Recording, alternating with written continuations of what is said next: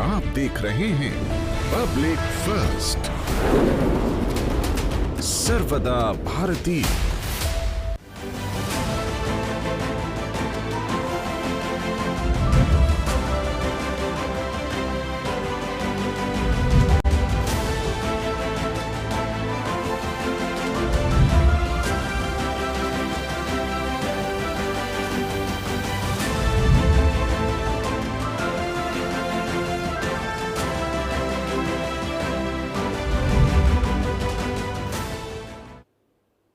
नमस्कार, मैं हूं आशुतोष और आप देख रहे हैं पब्लिक फर्स्ट, सर्वदा भारतीय। कर्नाटक चुनाव परिणामों के बाद अब मध्य प्रदेश, छत्तीसगढ़ और राजस्थान में भी चुनावी कवायद शुरू हो चुकी है और अब ये सोचने पे लोग मजबूर हो रहे हैं और पॉलिटिकल पंडित अब ये यहाँ पर गणित बैठा रहे हैं, क्या कर्नाटक का असर इन तीनों राज्यों पर भी पड़ेगा। जिस एंटी इनकम्बेंसी और भ्रष्टाचार के मुद्दे को लेकर कांग्रेस पार्टी ने कर्नाटक में जबरदस्त वापसी की है, उसका असर मध्य प्रदेश जैसे राज्यों में भी क्या दिखाई देगा। ये तमाम ऐसे पहलू, से पहले आपको तस्वीर भी अब दिखा दूं, ये देख सकते हैं किस तरह से जो कांग्रेस पार्टी के जो तमाम जो कार्यकर्ता हैं वो यहां पर काफी खुशियां मना रहे हैं। ये सिर्फ कर्नाटक तक नहीं बल्कि मध्य प्रदेश, छत्तीसगढ़, राजस्थान और दिल्ली तक तमाम जो कांग्रेस पार्टी के कार्यकर्ता हैं जो अब तक काफी निराश माने जा रहे थे, लेकिन अब उनके अंदर एक नई संजीवनी का यहां पे संचार हो चुका है। लेकिन क्या इस नव ऊर्जा के साथ में कुछ महीनों बाद होने जा रहे मध्य प्रदेश, छत्तीसगढ़ और राजस्थान और खासतौर पर मध्य प्रदेश के चुनावों में ये जोश और उत्साह कुछ असर डालेगा? चर्चा करेंगे। बहुत ही खास पैनल हमारे साथ स्टूडियो में मौजूद है, मैं उनका परिचय आपसे कराता हूं। हमारे साथ वरिष्ठ पत्रकार रमेश शर्मा जी जुड़े हुए हैं। रमेश जी, आपका बहुत बहुत स्वागत है पब्लिक फर्स्ट पर।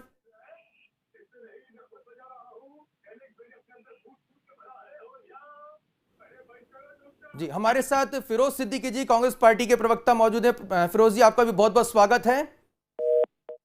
और हमारे साथ भारतीय जनता पार्टी से पंकज चतुर्वेदी जी जुड़े हैं। पंकज जी, आपका भी बहुत बहुत स्वागत है। नमस्कार जी, सबसे पहले रमेश शर्मा सर, समीकरण किस ओर इशारा कर रहे हैं? क्या वाकई में कर्नाटक के जो चुनाव के जो परिणाम है उसका असर मध्य प्रदेश में भी देखने को मिल सकता है? कांग्रेस पार्टी ने तो अभी से अपने भावी मुख्यमंत्री के कई बार पोस्टर भी लगा चुकी है।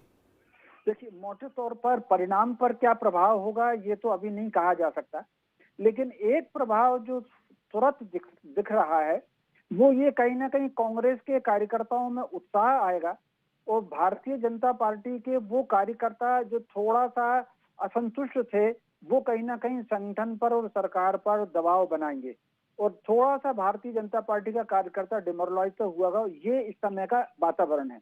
एक जहां तक रिजल्ट की जहां तक बात है कि दो अलग अलग बातें हैं। कर्नाटक में अगर आप देखेंगे तो भारतीय जनता पार्टी का वोट कम नहीं हुआ, लेकिन भारतीय जनता पार्टी के जो विरुद्ध वोट हुआ करता था वो सेंट्रलाइज हुआ है कांग्रेस के ऊपर, जिसके कारण उसको सफलता मिली है। लगभग यही परिस्थिति 2018 के चुनाव में मध्य प्रदेश में थी। 2013 की तुलना में भाजपा का वोट कम नहीं हुआ था, लेकिन भाजपा विरोधी वोट जो था वो कांग्रेस पर सेंट्रलाइज हुआ और उसका लाभ कांग्रेस को मिला था। अब अगर हम मध्य प्रदेश की स्थिति को देखें तो मध्य प्रदेश की स्थिति में यदि भारतीय जनता पार्टी अपने 2018 का जो वोट बैंक था, वोट प्रतिशत था, उसमें अगर कुछ वृद्धि करती है, बहुत ज्यादा की आवश्यकता नहीं है, केवल 2%, 3% की वृद्धि कर लेती है, तो मैं समझता हूँ पक्ष में उसके होगा।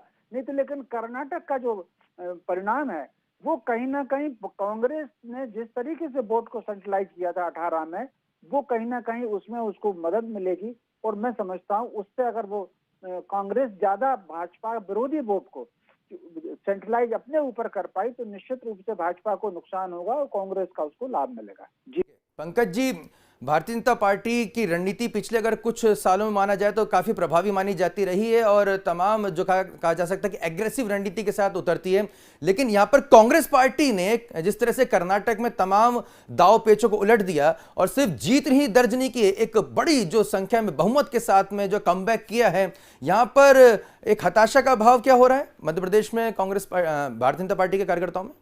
देखिए, हताशा, निराशा, ये शब्द भारतीय जनता पार्टी कार्यकर्ता के शब्दकोश का भाग नहीं है। निश्चित तौर पर भारतीय जनता पार्टी को कर्नाटक में आशा अनुरूप सफलता नहीं मिली और जो पराजय उसका अंतर भी ज्यादा है। करीब 50-60 सीटों पर कांग्रेस पार्टी को लोगों ने पसंद किया भाजपा की तुलना में कर्नाटक में। लेकिन आशुतोष जी, सबसे बड़ा विषय यह है जिसको लेकर पूरे मीडिया में चर्चा है कि 1500 किलोमीटर दूर जो कर्नाटक है उसका प्रभाव मध्य प्रदेश में पड़ सकता है। लेकिन हमारे बगल में उत्तर प्रदेश है, ग्वालियर चंबल से लगा, बुंदेलखंड से लगा, विंध्य पे लगा। वहाँ 17 की 17 नगर निगम में, बड़े बड़े नगर निगम हैं, एक नगर निगम में 3-3, 4-4 विधानसभा सीटें कवर होती है, ऑलमोस्ट लोकसभा के आसपास जैसी स्थिति होती है। वहाँ 17 के 17 नगर निगम भारतीय जनता पार्टी बम्पर जीती, एक तरफा मैदान साफ कर दिया, कांग्रेस क्या किसी का सुपड़ा भी नहीं बचा, तो उसका प्रभाव नहीं पड़ेगा। सिर्फ इसलिए कि मीडिया में कर्नाटक के चुनाव की, राज्य का चुनाव था, विधानसभा चुनाव, उसकी चर्चा हुई। उसी दिन परिणाम उत्तर प्रदेश के नगर निगम के चुनाव, तो उनकी चर्चा नहीं हुई। तो आशुतोष जी, मुझे ऐसा लगता है कि कर्नाटक और दक्षिण भारत के राज्यों की एकदम जो राजनीतिक रण क्षेत्र में भिन्न है। आप तमिलनाडु की बात करें, वहां तमिलनाडु में फिल्मी सितारों का प्रभुत्व है, और बगल में केरल है, वहां फिल्मी सितारों का प्रभुत्व नहीं है, जहां की पिक्चर केरला स्टोरी बहुत चर्चा में, जिसका विरोध कांग्रेस पार्टी तुष्टीकरण के लिए करती है। यदि आंध्र प्रदेश तेलंगाना में बात करें, वहां फिल्मी सितारों की और परिवार की राजनीति चलती है। कर्नाटक में वैसा नहीं है।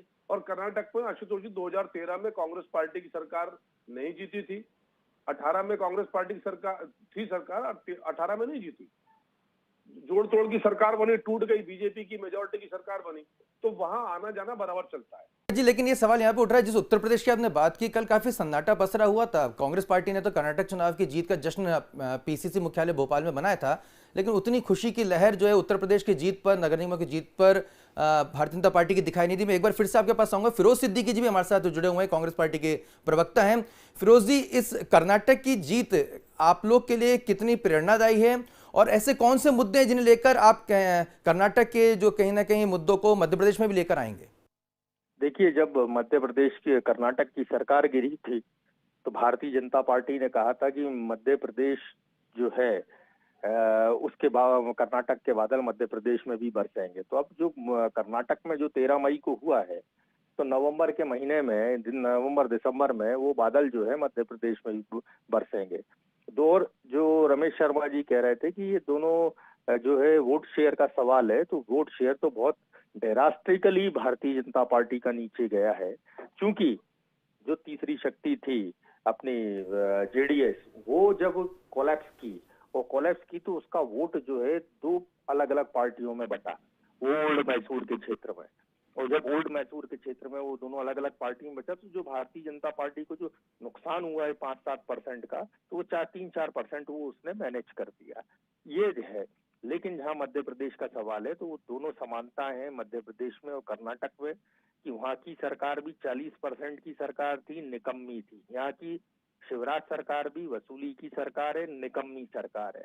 वहां भी खरीद फरोख्त करके सरकार भारतीय जनता पार्टी ने बनाई थी, और यहाँ भी खरीद फरोख्त करके भारतीय जनता पार्टी ने सरकार बनाई थी। वहां भी भारतीय जनता पार्टी को बजरंगबली साथ नहीं दे पाए थे, और ना देंगे। उन्होंने कांग्रेस को आशीर्वाद दिया था, यहाँ भी बजरंगबली कांग्रेस को आशीर्वाद देंगे, क्योंकि कमलनाथ जी जो है वो मुख्यमंत्री बनने जा रहे हैं, और वो हनुमान भक्त हैं, ये सब जानते हैं। तो भारतीय जनता पार्टी का कर्नाटक का जो है ट्रेलर, उसका फिल्माइजेशन जो है मध्य प्रदेश में होगा, और भारतीय जनता पार्टी बिल्कुल तरीके से चुनाव हारेगी, और ऐसा हारेगी कि उसको दशक लग जाएंगे वापसी करने में। रमेश जी, एक कहीं ना कहीं अंडर करंट जिसको भारतीय जनता पार्टी को कैलकुलेट करना चाहिए था, कर्नाटक की अगर बात करें तो इतना बड़ा अंडर करंट क्या वो भांप नहीं सकी, क्योंकि इतने बड़े बड़े रणनीतिकार वहां पर मौजूद थे, और ये माना जाता है कि सिद्धारमैया जी वहां पर, माफ कीजिएगा, येदियुरप्पा जी वहां पर हैं, और उनके जो मौजूदा सीएम है बसवराज बोम्मई, वो भी वहां पर हैं, काफी सीजन पॉलिटिशियन है, वो भी भांप नहीं सके। अब हम मध्य प्रदेश की हम बात करें तो लगभग सियासी गलियारों में चर्चा होती रहती है कि साहब चेहरा बदल देना चाहिए, चेहरा बदल देना चाहिए। भारतीय जनता पार्टी के भीतर से भी कई ऐसे नेता हैं जो खुद को मुख्यमंत्री बनने की दौड़ में लगातार जो है येन केन कहीं ना कहीं से खुलकर नहीं तो कहीं ना कहीं सुगबुगाहट तो आती रहती है। तो आपको नहीं लगता कहीं ना कहीं कांग्रेस पार्टी में जिस गुटबाजी की बात कही जाती रही थी वो तो कहीं ना कहीं अब कम होती जा रही है, दिखाई नहीं दे रही है, लेकिन अब जो गुटबाजी भारतीय जनता पार्टी में दिखाई दे रही है वो कर्नाटक के समतुल्य ही मध्य प्रदेश में दिखाई दे रही है? देखिए, इसमें कोई शक नहीं कि जो गुटबाजी एक प्रकार से जिसके लिए कांग्रेस बहुत मशहूर रही है, और न केवल आजादी की बात से बल्कि आजादी की पहले से रही है, उसका प्रभाव इस समय मध्य प्रदेश कांग्रेस में थोड़ा कम दिख रहा है। कहीं ना कहीं इस समय कांग्रेस का जो कार्यकर्ता है उनको लगता है कि बाकी तो अपनी झगड़ा बाद में कर लेंगे, लेकिन पहले एक बार सरकार बना ले। ये जो भाव उनके अंदर है, ये एक प्रकार से उनके अंदर भाव है। लेकिन एक दूसरी एक और बात है चेहरा कई वक्त लंबा रहे ना रहे इससे कोई फर्क नहीं पड़ता, लेकिन वो चेहरा किसी का भी हो, वो चेहरा लोगों को किस प्रकार समन्वयित करता है और लोगों से काम में लगाता है, इस पर इसका बहुत प्रभाव पड़ता है। मैं उदाहरण के लिए दूं, जैसे नेहरू जी का चेहरा इतना लंबा चला, इंदिरा जी का चेहरा इतना लंबा चला, तो मुझे लगता नहीं था कि उनके चेहरे को लेकर के कोई चिढ़ रही हो किसी के मन में। या अटल जी का चेहरा इतना लंबा चला, तो यह मध्य प्रदेश में अगर भाजपा में देखें तो कैलाश जोशी जी, सुंदरलाल जी पटवा का चेहरा बहुत लंबे समय तक चला। तो कुल मिलाकर कई वक्त चेहरा ये कहने की बात जरूर होती है, लेकिन वो बहुत प्रभाव नहीं डालता, बशर्ते कि वो जो व्यक्ति नेतृत्व कर रहा है, वो किसी भी पार्टी का हो, वो कार्यकर्ताओं के मनोभाव को समझ करके मनोवैज्ञानिक तरीके से किस प्रकार कंट्रोल करता है, इस बात पर निर्भर करती है। एक बात जो चूक भाजपा से कर्नाटक में हुई, यह 2018 में मध्य प्रदेश में हुई थी। ये जो अंडर करंट था, वो जो अंडर करंट कहीं ना कहीं असंतुष्ट वोट को लेकर के कंट्रोल, विपक्ष के ऊपर कंट्रोल करना, ये जो उनके भाव के अंदर था, मैं समझता हूँ भाजपा इस बात को कहीं ना कहीं समझने में असफल रही कि भाजपा विरोधी वोट जो बिखरा वोट था, वो सेंट्रलाइज हुआ कर्नाटक में कांग्रेस के साथ, और 2018 में वही मध्य प्रदेश के साथ हुआ था।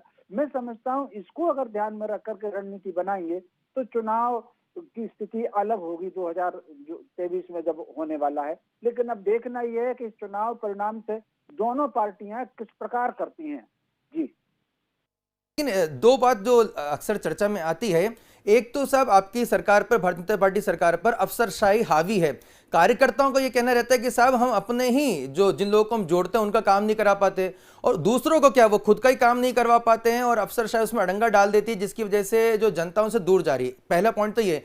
और दूसरा ये भी कि साहब जो डायरेक्ट बेनिफिशियरी घोषणाएं जो कांग्रेस पार्टी कर रही है कि सब 500 रुपए में सिलेंडर दे देंगे, कर्ज माफी कर देंगे, जो घोषणाएं कांग्रेस की सीधे तौर पर जाती हैं, भारतीय जनता पार्टी कहने के उसको घुमा फिराकर जो दे रही, जिससे सीधे तौर पर जनता कनेक्ट नहीं हो पा रही है। पंकज जी, कांग्रेस पार्टी यदि किसी प्रकार के भ्रष्टाचार की बात करती है तो कांग्रेस पार्टी की 15 महीने की सरकार मध्य प्रदेश में रही, उससे पहले 15 साल बीजेपी की सरकार थी। किसी एक छोटे से भारतीय जनता पार्टी के कार्यकर्ता पर भ्रष्टाचार के किसी प्रकरण के कोई प्रमाणीकरण कार्रवाई हमको नजर नहीं आती। चलिए, उसके बाद आप प्रतिपक्ष में आ गए तो कोई पब्लिक डोमेन में एविडेंस करप्शन का, एविडेंस किसका है? तुगलक रोड हवाला कांड का एविडेंस है। कांग्रेस के सीएम रहे नजदीक के ऊपर छापों में नगद करोड़ों रुपए की बरामदी का एविडेंस है। 15 महीने में 15,000 से अधिक तबादलों का ढेर सारे एविडेंस सबके सामने है। दूसरा विषय जो आपने कहा कि यहाँ जो बेनिफिशियरी वाला सब्जेक्ट है, एक उदाहरण दूंगा आशुतोष जी, जो आपको समझाने की पर्याप्त है। माननीय मुख्यमंत्री शिवराज जी ने कांग्रेस पार्टी के लगभग 150 से अधिक वादे गिनाए जो लिखकर इन्होंने दिए थे और जो पूरे नहीं किए। कांग्रेस पार्टी के नेता राहुल गांधी जी ने कहा था कि 10 दिन के भीतर मध्य प्रदेश के हर किसान का 2 लाख तक का कर्जा माफ, नहीं तो मुख्यमंत्री साहब बदल दिया जाएगा मुख्यमंत्री, ये शब्द थे राहुल गांधी जी के। क्या हुआ? 48,000 करोड़ रुपए के बजट की अनुमान की व्यवस्था करनी थी यदि मध्य प्रदेश के किसानों का 2 लाख तक का कर्जा 10 दिन के भीतर माफ करते, नहीं किया। 6,000 करोड़ रुपए का मात्र कर्जा माफ किया, किसी का 5,000, किसी का 2,000, किसी का 10,000, और इनके धोखे के चलते लगभग 11 लाख से अधिक किसान मध्य प्रदेश में डिफॉल्टर हो गए, जिनको ऋण नहीं मिला। तमाम प्रकार के उनके विषय हुए और आज उनका मुख्यमंत्री शिवराज जी की सरकार ने 21,000 करोड़ से 2,100 करोड़